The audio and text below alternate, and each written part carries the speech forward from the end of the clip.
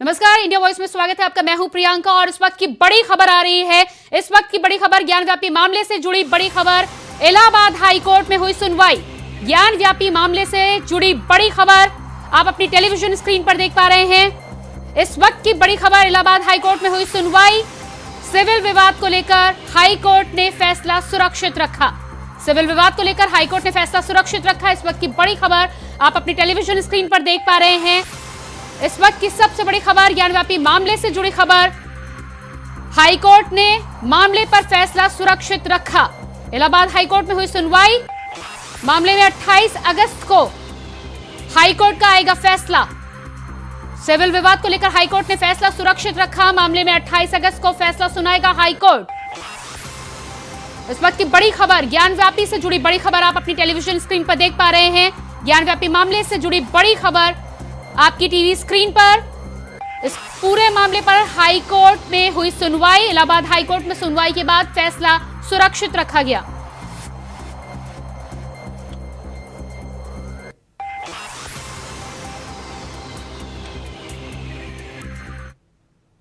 और इसी बीच एक और बड़ी खबर आ रही है प्रयागराज से। ज्ञानव्यापी सर्वे पर हाईकोर्ट में कल होगी सुनवाई। प्रयागराज से बड़ी खबर आ रही है। ज्ञानव्यापी सर्वे पर हाईकोर्ट में कल होगी सुनवाई। प्रयागराज से बड़ी खबर, ज्ञानव्यापी सर्वे पर हाईकोर्ट में कल होगी सुनवाई। एएसआई सर्वे पर हाईकोर्ट में कल दोबारा होगी सुनवाई। एएसआई सर्वे पर हाईकोर्ट में कल दोबारा होगी सुनवाई। प्रयागराज से इस वक्त की बड़ी खबर, ज्ञानव्यापी सर्वे पर हाईकोर्ट में कल होगी सुनवाई। तो ज्ञानव्यापी पर लगातार एक के बाद एक अपडेट आपको इंडिया वॉइस के द्वारा हम आप तक पहुंचा रहे हैं। एएसआई सर्वे पर हाईकोर्ट में कल दोबारा होगी सुनवाई। मस्जिद की इंतजामिया कमेटी की याचिका पर कल होगी सुनवाई। एक बेंच के गठन के बाद वाराणसी कोर्ट के फैसले पर रोक लगाने की याचिका पर होगी सुनवाई। प्रयागराज से बड़ी खबर आ रही है। मस्जिद की इंतजामिया कमेटी की याचिका पर कल होगी सुनवाई। एएसआई सर्वे पर हाईकोर्ट में कल दोबारा की जाएगी सुनवाई। आपको बता दें कि मस्जिद की इंतजामिया कमेटी की याचिका पर यह सुनवाई होनी है। लगातार इस मामले में दोनों ही पक्ष की ओर से कहीं कैविएट दाखिल किए जा रहे हैं तो कहीं उन पर रोक लगाने की बात आ रही है। इस पूरे मामले में आज मंगलवार को एक बेंच का गठन किया जाएगा जिस पर कल सुनवाई होगी।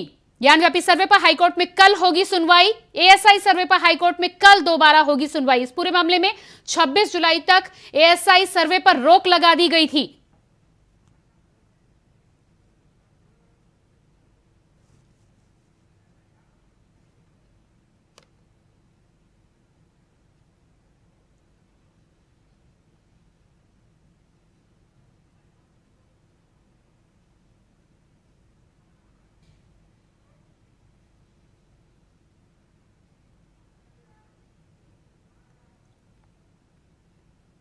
तो लगातार आप देख पा रहे हैं जिस तरह से बड़ी खबर इस वक्त की आपको हमने बताई है। सुनवाई कल होनी है। हमारे साथ हिंदू धर्मगुरु जुड़ चुके हैं। साथ ही साथ हमारे साथ हिंदू धर्मगुरु महंत रामदूत दास जी जुड़े। बहुत स्वागत है आपका। साथ ही साथ हमारे साथ मुस्लिम स्कॉलर भी जुड़ चुके हैं। टेलीविजन स्क्रीन पर आप देख पा रहे हैं अली आरिफ जी हमारे साथ है। आपका भी बहुत बहुत स्वागत है। सबसे पहले सवाल करना चाहूंगी हिंदू धर्मगुरु जी आपसे। महाराज जी, जिस तरह से एएसआई सर्वे को लेकर लगातार तमाम तरह की दलीलें पेश की जा रही है, लेकिन मुद्दा यहां पर यह है कि एएसआई सर्वे को नहीं होने देना चाहता है मुस्लिम पक्ष, उस पर क्या कहना है आपका? कल सुनवाई होनी है।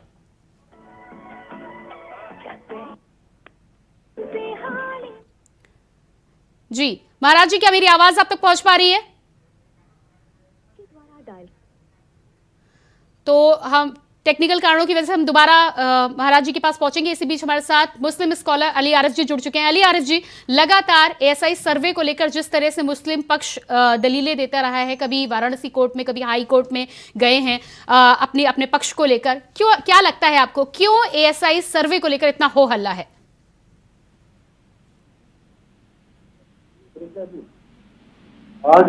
जी जी जी अली जी, आपकी आवाज आ रही है।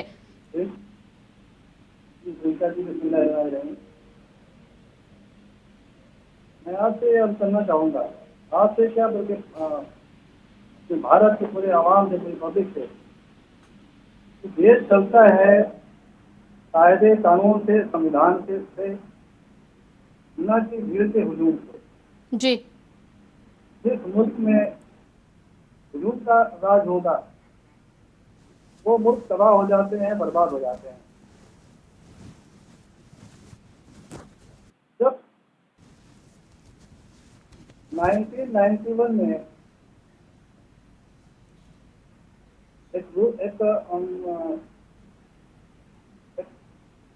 एक आर्टिकल के तहत, एक प्रस्ताव के तहत जी अली आरिफ जी, आपकी तब आवाज आया हम तक ठीक से पहुंच नहीं पा रही है। आपके पास वापस आऊंगी मैं। इसी बीच हमारे साथ हिंदू धर्मगुरु भी जुड़ चुके हैं।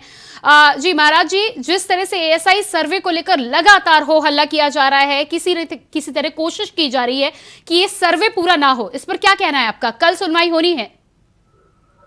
देखिए महोदय, सर्वप्रथम तो ये है कि मुझे ये समझ में नहीं आ रहा है कि एएसआई जांच में दिक्कत क्या है किसी को। जी अगर आप कहते हैं कि देश संविधान से चलता है, देश में निष्पक्ष जांच होनी चाहिए, तो अगर सुप्रीम कोर्ट भी इसका फेवर कर रहा है और केंद्र सरकार भी इसका फेवर कर रही है, एएसआई की मांग हुई है और वो जांच अगर जायज ठहराई जा रही है तो उसे हो जाना चाहिए। और एक चीज और है, पूरे देश में ये प्रमाण है कि पुराने समय में जितने भी हिंदू मंदिर होते थे उन्हें तोड़कर मस्जिदों में परिवर्तित किया है। आप किसी भी मस्जिद को उठा के देख लीजिए, उसका इतिहास देख लीजिए, अगर उसको आज भी खोदेंगे ना तो उसके नीचे अवशेष राम और कृष्ण के ही मिलेंगे, ना ही कोई काबा और अल्लाह के मिलेंगे। ये वास्तविकता है और ये बहुत बड़ा खिलवाड़ है संविधान की आड़ में रह के। ये भारतीयों की भावनाओं के साथ जो खिलवाड़ आज तक होता आया है। और आपने एक चीज और सुनी होगी, कुछ लोग इसमें अपना मत दे रहे हैं कि वो एक फुब्बारा है। जी महान जी, हमारे साथ मुस्लिम स्कॉलर भी जुड़ चुके हैं, अली आरिफ जी। अली आरिफ जी, महंत रामदूत दास जी का कह रहा है कि जब आप कानून को मानते हैं तो डर किस बात का? महान जी का सम्मान है, काबिले एहतराम है। महान जी भी इसी देश के नागरिक हैं और हम लोग भी इसी देश के नागरिक हैं। जी महान जी से मेरी गुजारिश है, रिक्वेस्ट है कि देश जो है वो कायदे कानून से, संविधान से चलता है, भीड़ के हुजूम लेकिन से। अली आरिफ जी, फैसला भी तो कोर्ट का ही आया था। किसी निजी व्यक्ति ने तो फैसला सुनाया नहीं था, कोर्ट का फैसला है, उस पर आपको आपत्ति है? प्रियंका जी, मुझको अगर पूरी बात आप कहने दें तो मेहरबानी होगी। जी बिल्कुल बिल्कुल, आप अपना समय लें। मैं आपकी बात का ही जवाब जाने जा रहा हूँ। प्रियंका जी, जो कुछ हुआ 1992 में बाबरी मस्जिद के सिलसिले में, जो कुछ, जितना लंबा सफर तय हुआ, जितनी जानें गई, जितना देश का नुकसान हुआ, इन सारी बातों को जहन में रखते हुए भारत की एकता, अखंडता और सांप्रदायिक सद्भावना, सारी चीजों को जहन में रखते हुए 10 सितंबर 1991 में बिल पेश किया गया लोकसभा में। उसकी मंजूरी के बाद राज्यसभा में गया, राज्यसभा से मंजूरी मिलने के बाद प्रेसिडेंट ऑफ इंडिया के सिग्नेचर होकर के 18 सितंबर 1991 को वो उसने कानून की शक्ल अख्तियार कर ली। इन तमाम चीजों को रोकने के लिए, कत्ल खून को रोकने के लिए, देश की तबाही और बर्बादी को रोकने के लिए ही लेकिन अली आरिफ जी, आप जो कह रहे हैं वो ठीक है। जी अली आरिफ जी, आप जो कह रहे हैं वो ठीक है, लेकिन श्रृंगार गौरी की जो आरती होती थी वो उसके बाद भी हुई है। अचानक एक समय ऐसा आता है जब बंद कर दी जाती है, जिसको लेकर फिर लोगों को कोर्ट जाना पड़ता है। Who is responsible? मैं वही आपसे अर्ज कर रहा हूँ। माननीय हाई कोर्ट के इलाहाबाद बेंच ने उस पर स्टे लगाया, न कि अली आरिफ ने या मुस्लिम समाज ने स्टे लगाया। ठीक है, आपके सवाल पे मैं महान जी के पास चलती हूँ। महान जी, इनका कहना है कि 1991-92 में जो फैसला आया उसके बाद अब उसके आधार पर ही मामला होना चाहिए, तो इस पर क्या कहना है आपका?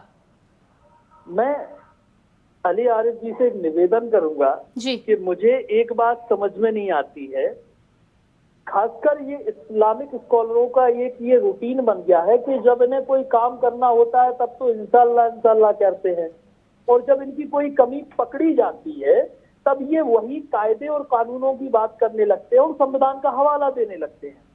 लेकिन अगर आप कायदे कानून की बात कर रहे हैं तो अभिव्यक्ति की आजादी कहती है, संविधान अधिकार देता है कि हमें लगता है कि वो शिवलिंग है तो वो हम उसके लिए आवाज उठा सकते हैं, उसके लिए एक जेन्युइन कार्रवाई होगी, उसकी एक कमेटी गठित होगी, उसका सर्वे होगा और वो सर्वे कमेटी तय करेगी कि वो मस्जिद है या वो फव्वारा है या शिवलिंग है, और उसके आधार पर जिस संविधान का आप हवाला दे रहे हैं तो निर्णय भी उसी संविधान के आधार पर होने दीजिए। फिर आप इसमें भावनाएं, सद्भावनाएं या किसी के व्यक्तिगत जीवन में खिलवाड़ क्यों ले रहे हैं, इसको मुझे ये समझ में नहीं आ रहा है। और दूसरी बात कि आप 92 की बात भूल जाइए। 92 में क्या हुआ, इस भारत में जहां 80% हिंदू है, उस भारत में केवल संविधान की वजह से हमें राम मंदिर के लिए 28 साल इंतजार करना पड़ा महोदय। और जो कुर्बानियों की बात कर रहे हो तो वो भी हिंदू और संतों ने ही दी कुर्बानियां, और उन कुर्बानियों को लेने वाले भी कौन है वो आपको पता है और हमें भी ज्ञात है। उस विषय में मैं नहीं जाना चाहता, क्योंकि अगर ऐसा कुछ बोलता है तो लोग कहते हैं ये सांप्रदायिक भावनाओं को भड़काने का प्रयास है, तो वो बात पे मत जाइए। हमारा काम है धर्मो रक्षति रक्षिता। अगर हम धर्म की रक्षा नहीं करेंगे तो धर्म हमारी रक्षा नहीं करेगा। भाई आपको कहीं ऐसा लगता है, आपके धर्म में अगर आपको लगता है कि यहाँ हमारे साथ गलत हो रहा है, आप कोर्ट चले जाइए, आप जांच की मांग करिए, कोर्ट आपको रिलीफ देगा या कोर्ट आपकी जांच के लिए कहेगा। अब आपने आज तक क्या किया भाई, कई की सड़कों पे 4 चबूतरे बना के उसको मजार बना दिया, तो वो कहीं ना कहीं इस तरीके से उसका पौराणिक इतिहास क्या है, उसका भौगोलिक स्थिति क्या है, उसका कथानक दृश्य क्या है, उसको मायने न रखते हुए आप सिर्फ सद्भाव खेलने का काम जी मान जी, समय हमारे पास बहुत कम है, आपने अपना समय हमें दिया उसके लिए बहुत बहुत धन्यवाद। अली आरिफ जी, आपका भी बहुत बहुत धन्यवाद जुड़ने के लिए। तो लगातार जिस तरह से हाई कोर्ट का फैसला ASI सर्वे पर आना है, इसको लिए आज एक बेंच का गठन किया गया है, कल इस पूरे मामले में सुनवाई होगी। लगातार जिस तरह से दलीलें मुस्लिम पक्ष की ओर से और हिंदू पक्ष की ओर से आ रहे हैं, ऐसे में देखना होगा कि कल किस ओर की तरफ से ये फैसला आता है, किस ओर उठ बैठता है। तो इस मामले में जो भी ताजा अपडेट होगी आप तक पहुंचाएंगे। लगातार हम आपसे बात कर रहे हैं। फिलहाल रुकते एक छोटे से ब्रेक के लिए, जल्द हाजिर होते हैं।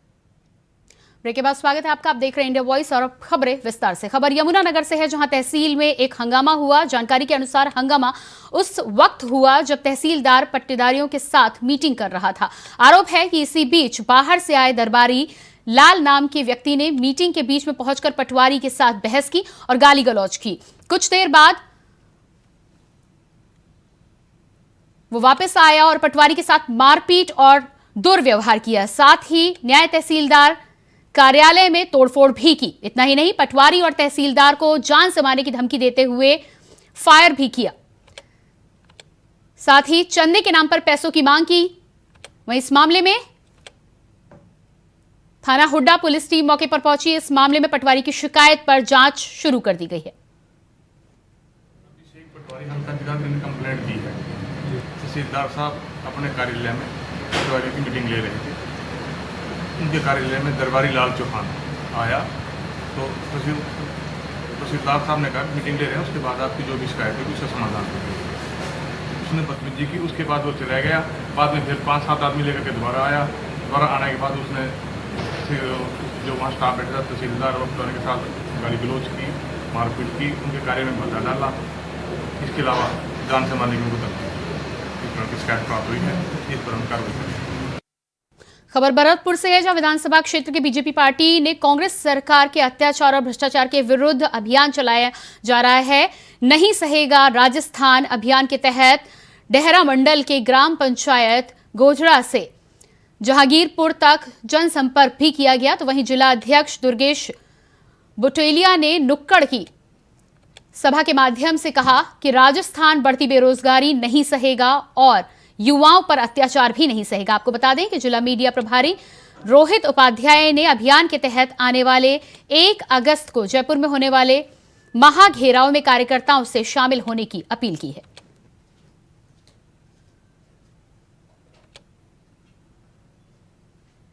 अगली खबर रोहतास से है, जहां जिलाधिकारी धर्मेंद्र कुमार की पहल पर जिलों के कई पर्यटन स्थल को इको पर्यटन स्थल में बदलने के प्रयास शुरू हो चुके हैं। तो वहीं पर्यटन विभाग के सचिव सह और राज्य पुल निर्माण निगम के प्रबंधक अभय कुमार सिंह ने जिले के कई जगहों का निरीक्षण किया।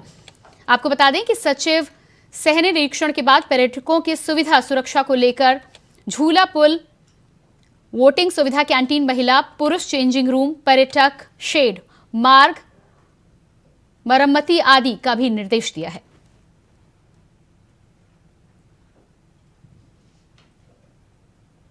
कि हम लोगों ने डिटेल प्रस्ताव टूरिज्म डिपार्टमेंट के पास सबमिट किया था। कल सेक्रेटरी साहब के द्वारा स्वयं स्थल इंस्पेक्शन भी हुआ है और जो है रोहतासगढ़ में कैफेटेरिया और उसके साथ साथ इको हट बनाने का हम लोग का जो सबमिशन था उसको विभाग के द्वारा स्वीकार कर लिया गया है। इसके साथ साथ जो शेरगढ़ वाला पार्ट है हमारा, वहाँ पर बहुत सा जो है संभावना जो है माउंटेनियरिंग का है, तो उसके लिए सरकार के द्वारा हमसे लैंड की मांग की गई है। तो 5 एकड़ लैंड हमारे द्वारा उनको दिया भी जा रहा है।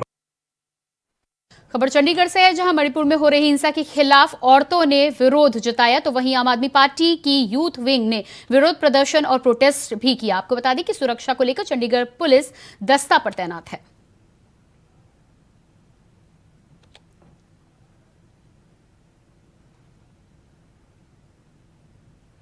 अगली खबर पलवल से है, जहां दहेज का मामला देखने को मिला है। आपको बता दें कि ससुराल में फांसी के फंदे पर लटकी 27 साल की महिला की 1 साल 4 महीने पहले शादी हुई थी। 4 साल के बेटे के सर से मां का साया हट चुका है। वहीं खबरों के मुताबिक परिजनों ने पति, देवर, सास, ससुर पर हत्या के आरोप लगाए हैं। सूचना मिलते ही मौके पर पहुंची पुलिस ने टीम ने शव को कब्जे में लेकर पोस्टमार्टम के लिए भेज दिया है।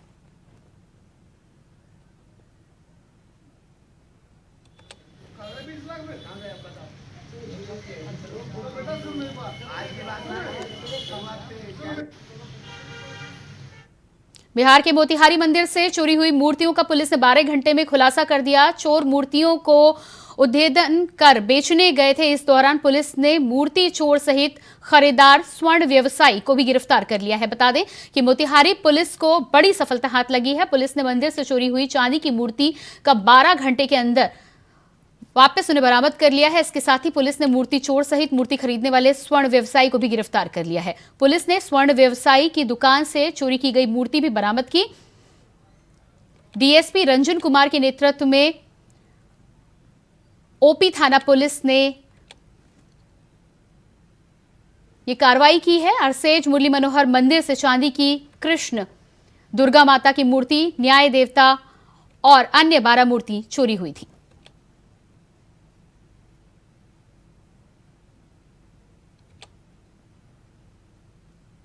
अंबाला में टांगरी नदी में आई बाढ़ ने लोगों का जनजीवन अस्त व्यस्त कर दिया है। पहली बाढ़ से लोग अभी भी उबर नहीं पाए थे कि एक बार फिर टांगरी नदी में बाढ़ आ गई और पानी लोगों के घरों तक जा घुसा, जिसके कारण लोगों को बहुत सी असुविधा का सामना करना पड़ रहा है। तमाम सामान खराब हो चुका है। इतना ही नहीं, बाढ़ के कारण नालियों व गलियों में कीचड़ व गंदगी का अंबार लग गया है। हालात ये है कि बहुत से लोग अपने घरों पर ताला लगाकर अपने रिश्तेदारों के यहां शरण लेने को पहुंचे हैं।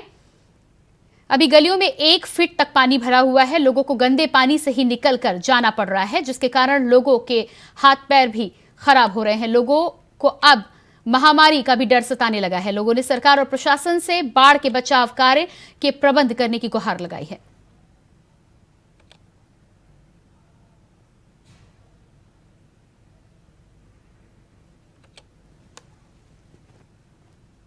और इसी के साथ फिलहाल इस बुलेटिन में इतना ही। ताजा खबरों के लिए जुड़े रहिए इंडिया वॉइस के साथ। नमस्कार।